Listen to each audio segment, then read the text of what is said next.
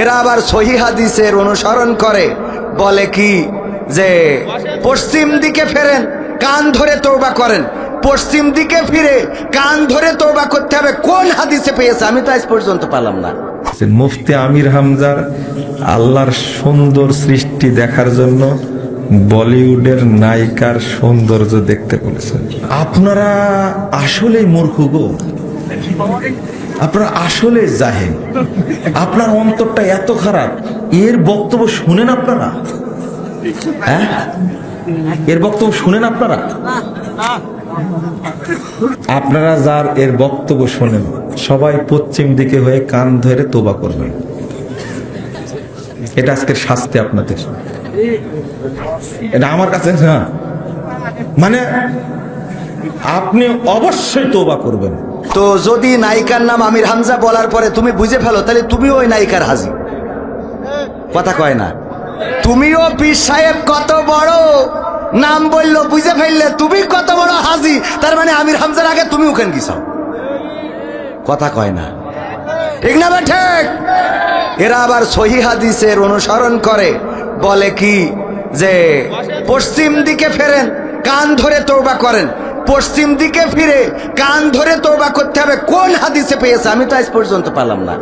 অন্যরা পাইলে বলেন, এখানে হাদিস বিশারদ যদি কেউ থাকেন যে কান ধরে পশ্চিম দিকে ফিরেই তওবা করতে হবে, এই কি তওবার কোনো নিয়মের মধ্যে পড়ে?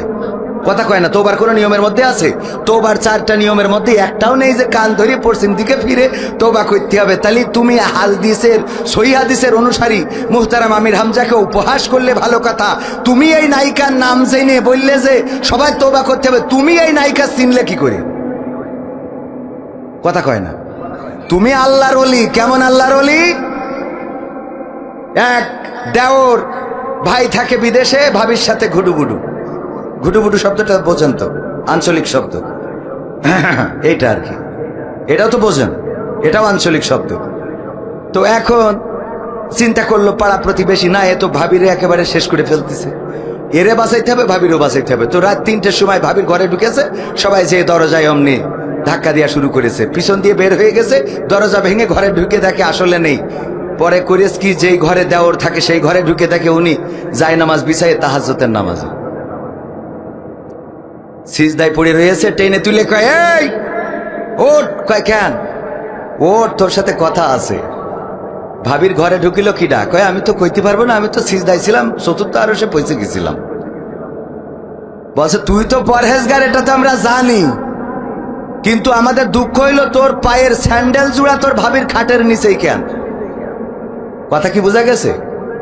তুমি তো পরহেজগার, তাহাজ্জুদে আসো, এটা মানলাম, তোমার পায়ের স্যান্ডেল জোড়া কেন এখনো ওই ভাবির খাটের নিচেই রয়েছে? তুমি তো পরহেজগার। তো তুমি পরহেজগার, আমির হামজার একটা নায়িকার নাম বলা নিয়ে কে? নায়িকার নাম পেপার পত্রিকায় থাকে না? কথা কয় না? পেপার পত্রিকায় থাকে না? থাকে না? আমরা যদি বলি পরিমণিরে, যেও দেখে না, নাম শুনেছে, সেও বোঝে না যে পরিমণি মানে একটা সুন্দরী মেয়ে। কথা কয় না? এ বোঝা যায় না? যায় না? এ বুঝাইনোর জন্য পাগল ছাড়া তো কেউ বোঝে না। পাগল রে বুঝাইতে পারবো না, কিন্তু বাকি যাদের বুদ্ধি আছে তারা তো বোঝে। পরিমণি মানে সুন্দরী, বুবলি মানে সুন্দরী, শাহরুখ সাহেব, কি ওই যে আরো ভারতের নায়িকা আছে, অঞ্জনা না, ঐশ্বরিয়া রায়, ঐশ্বরিয়া, কারিনা কাপুর, ক্যাটরিনা, হ্যাঁ, আমাদের এরা আবার ভালো বোঝে। তো এইগুলো নাম বললে অনেকেই বোঝে না, না দেখলেও বোঝে না যে এরা সুন্দরী, না হইলে নায়িকা হয়েছে কি করে? কথা কয় না? তো বিশ্ব সুন্দরী যারে প্রতিযোগিতা করে বানাইছে, মোটামুটি সুন্দরী না হইলে তার বিশ্ব সুন্দরী বানায়নি। সে বিশ্ব সুন্দরী হোক আর বিশ্ব সুন্দরী হোক, মোটামুটি তো সুন্দরী বলেই তো বানাইছে নাকি? কথা কয় না?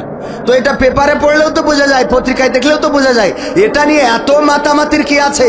সারাটা জীবন আমির হামজা ভাই ভালো কথা বলেছে, একটাও নিয়ে তুমি কোনোদিন ক্রেডিট দাও নাই, কোনোদিন বলো নাই আমির হামজার এই আলোচনাটা ভালো লেগেছে, এই ওয়াজটা শুনে মানুষের হেদায়েত হয়েছে, এই আলোচনাটা খুব ভালো, এই আলোচনাটা গঠনমূলক, এই কথাটা সুন্দর, এই কথাটা বলা উচিত, এই ওয়াজ করা উচিত, কোনোদিন বলো নাই। একদিন একটু নায়িকার নাম ধরেছে, আর সারাটা জীবনের অর্জন সব অর্জন করলে?